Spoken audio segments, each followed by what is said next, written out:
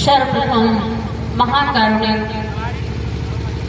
करुणा की सागर तथागत सम्यक संबुद्ध को त्रिबार वंदन करते हुए तथा महान सम्राट अशोक जिन्होंने बौद्ध धर्म को प्रगति प्रदान करी, उनको नमन तथा आधुनिक काल में जब बौद्ध धर्म पतन हो गया उसको पुनरुत्थान करने के लिए बाबा साहब परम पूज्य बोधिसत्व B.R. अम्बेडकर जी ने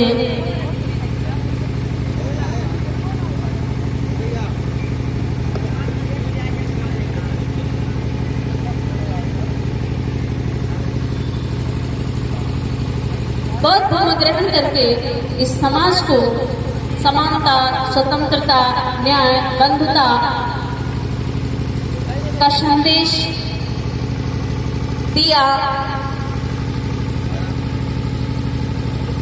और हक वंचित लोगों को अधिकार दिलाया।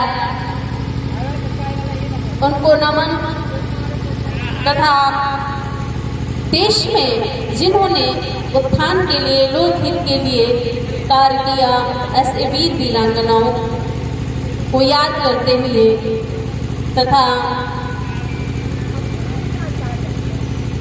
समस्त आयोजक कार्यकारिणी को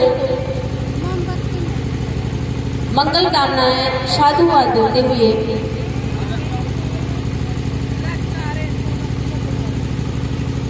जैसा कि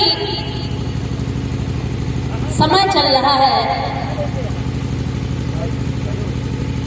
दशहरे का,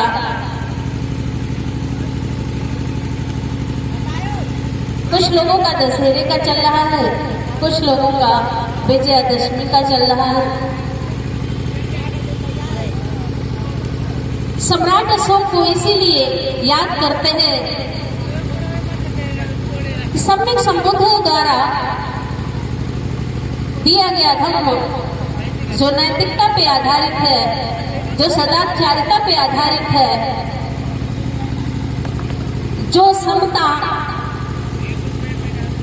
मैत्री, करुणा पे आधारित है, ऐसे धर्म को सम्राट अशोक ने विजयादशमी के दिन दीक्षा लेकर के बढ़ाने में योगदान दिया।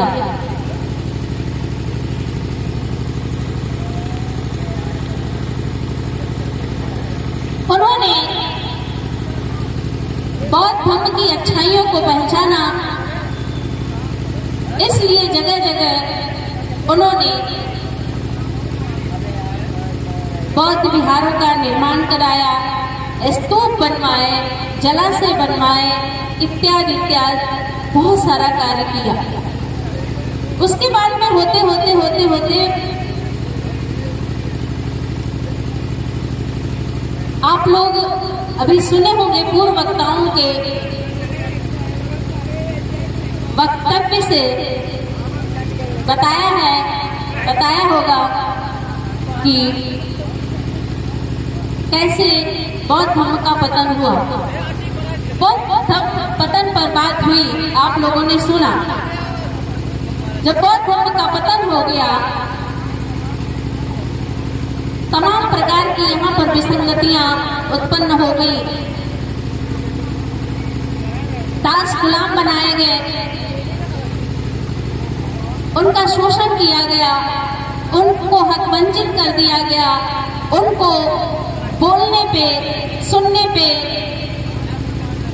और यहाँ तक कि मंत्र उच्चारण पर भी उनको यातनाएं, प्रताड़नाएं दी जाने लगी। उसी बीच में हमारे बीच में महान विभूति का आगमन हुआ, जिनको आप सभी लोग परम पूज्य बोधिसत्व बाबा साहब बी आर अम्बेडकर के नाम से जानते हैं। आज भी देखने को मिलता है, इस हक वंचित समाज को हक मिल गए, संवैधानिक भी मिले, वैचारिक भी मिले, शैक्षिक भी मिले, लेकिन इस हक वंचित समाज जो था वो सदियों से गुलाम था। उस सदियों से गुलाम मानसिक गुलाम था। उसकी मानसिकता जो थी दबी थी, उसमें हीन भावनाएं व्याप्त थी। इसलिए आज भी देखो हमारे समाज में कहे जाने वाले बहुजन समाज में आज भी हीन भावना व्याप्त है। शिक्षा का जरूर विकास हुआ, लेकिन मानसिक विकास नहीं हुआ। यदि मानसिक विकास हुआ होता तो हीन भावनाएं जो हम उनके मन में जो व्याप्त हैं वो कहीं न कहीं निकल गई होती। आज भी हमारे समाज के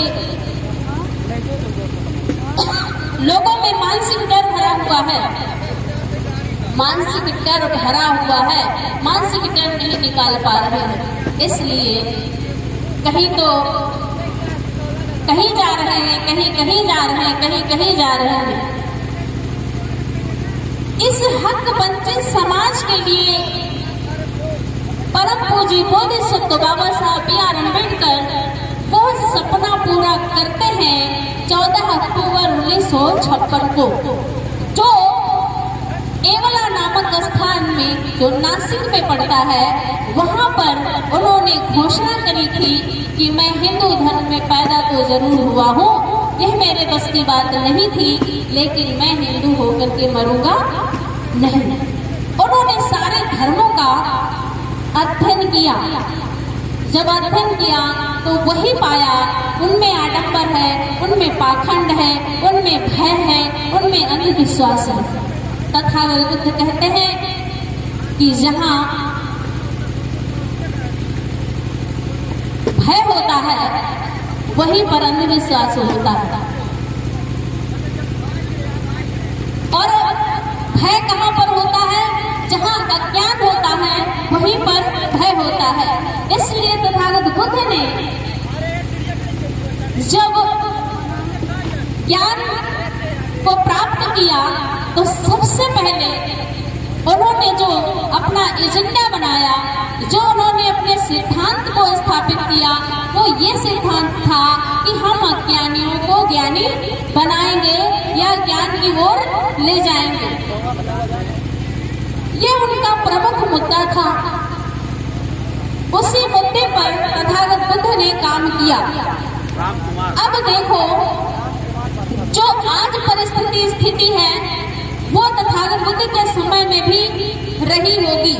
अगर रही ना होती तो तथागत बुद्ध का जो धम्म है वो केवल कृष्ण और पंचशील पर आधारित है। कहीं पर भी देखिएगा आप, बाबा साहब ने बुद्ध एंड हिज धम्मा लिखा, उसमें जो देखा होगा आपने जो वाक्यांश दिए हैं उनमें सब में देखा होगा कि जब तथागत बुद्ध अपनी देशनाओं में सबसे प्रथम जो उनका प्रमुख बिंदु था वो सबसे पहले कृष्ण और पंचशील का था। कोई भी भिक्षु या उपासक कृष्ण पंचशील कराता है तो सबसे पहले बुद्धं शरणं गच्छामि का जो अर्थ बतलाता है वो यही है कि ज्ञान की ओर जाना। अब जब बाबा साहब ने सबका अध्ययन किया तो पाया कि हर धर्मों में कहीं न कहीं अज्ञानता है। अज्ञानता की वजह से भय है, भय की वजह से अंधविश्वास है, अंधविश्वास की वजह से उनका विवेक जो है वो शून्य है। उनकी सोचने समझने की शक्ति जो है वो तर्कवादी नहीं है, वो विवेकशील नहीं है। तब बाबा साहब जब बौद्ध धर्म को पढ़ते हैं, जब बौद्ध धर्म के ग्रंथों को पढ़ते हैं, जब उनकी पुस्तकों को पढ़ते हैं, जब उनका ज्ञान लेते हैं, तब बाबा साहब कहते हैं कि यह धर्म जो है समतावादी है, मानवतावादी है, नैतिकतावादी है, सदाचारता का है, स्वतंत्रता का है, करुणा का है। इस धर्म में ही जाना चाहिए। वह दिन खोजते खोजते पुराने इतिहास को पाया कि सम्राट अशोक जी ने धम्म विजयदशमी के दिन, यानी जिस दिन सम्राट अशोक ने दीक्षा ग्रहण करी, वो पौष मास की दशमी का दिन होता है।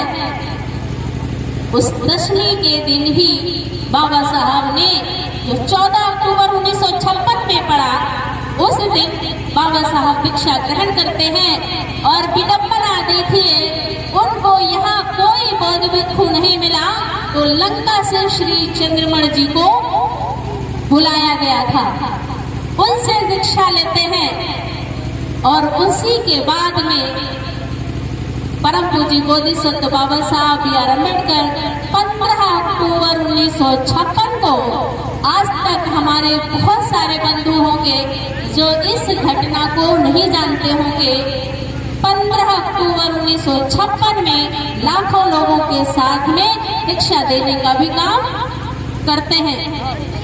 15 अक्टूबर 1956 को उन्होंने दीक्षा देने का काम किया।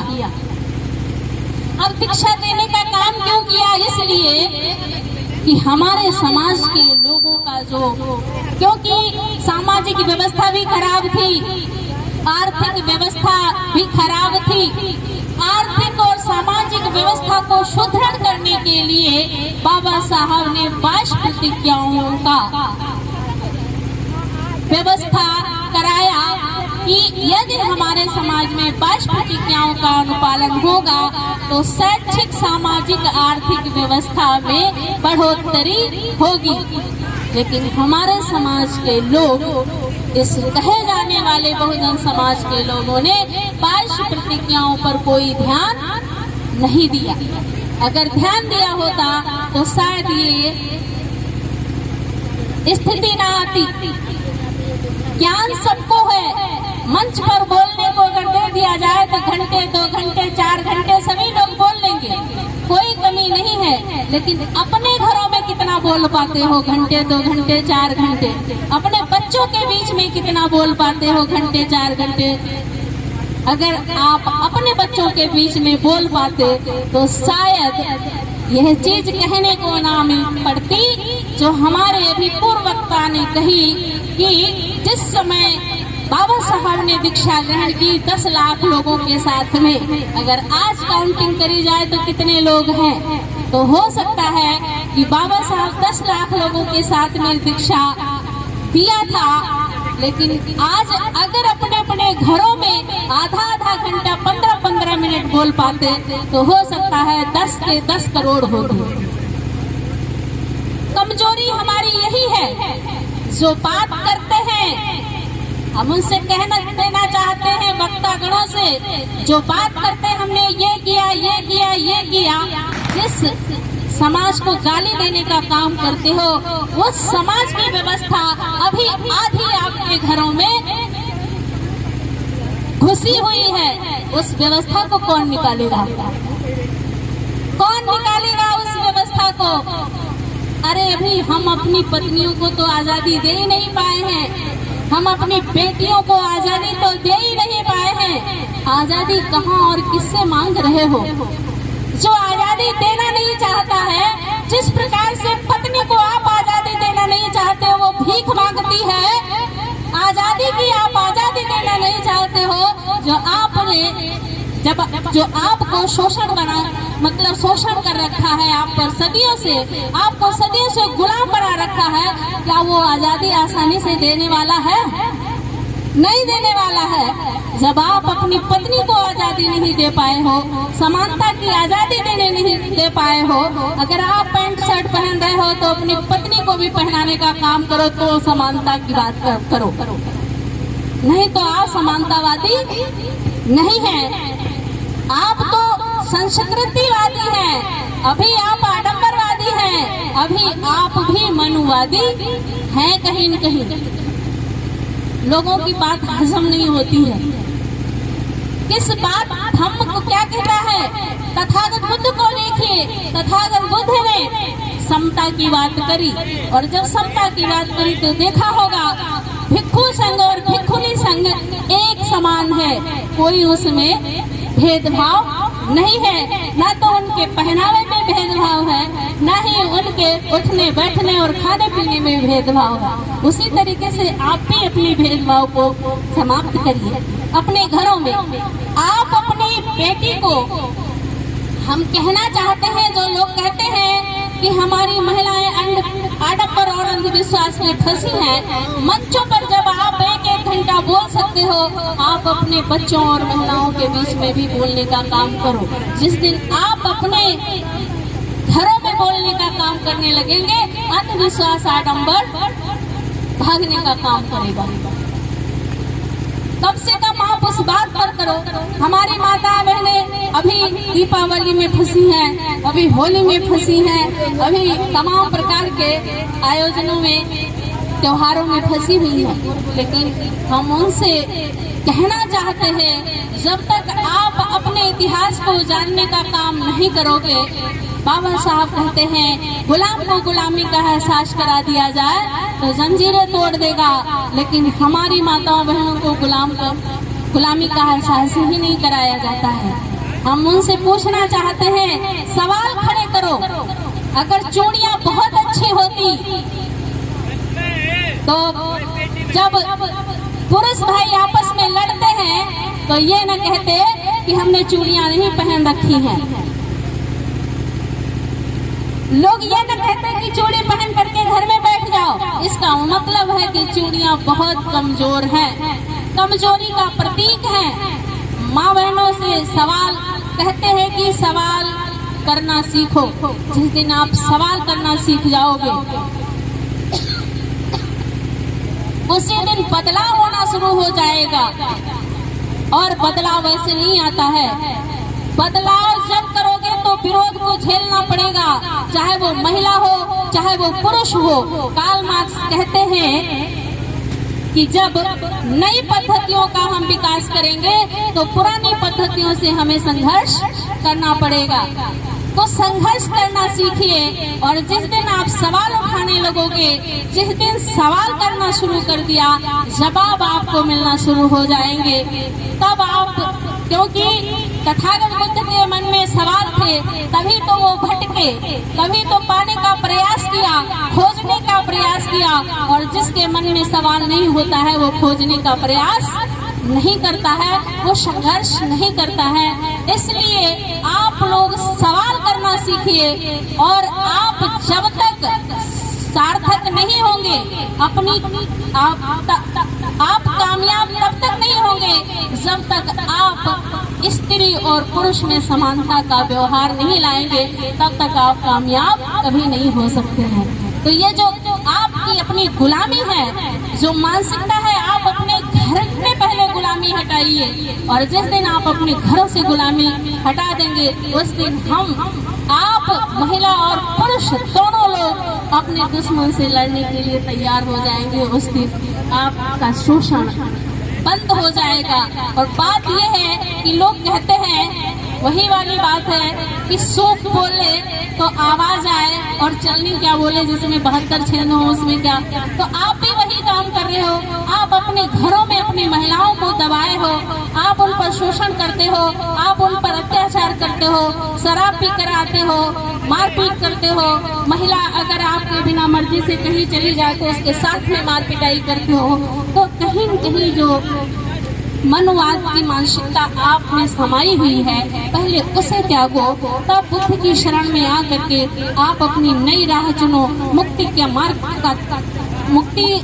के मार्ग को तलाश करिए, खोजिए और मुक्ति के मार्ग की शरण में चले जाइए। आपका कल्याण ही कल्याण होगा।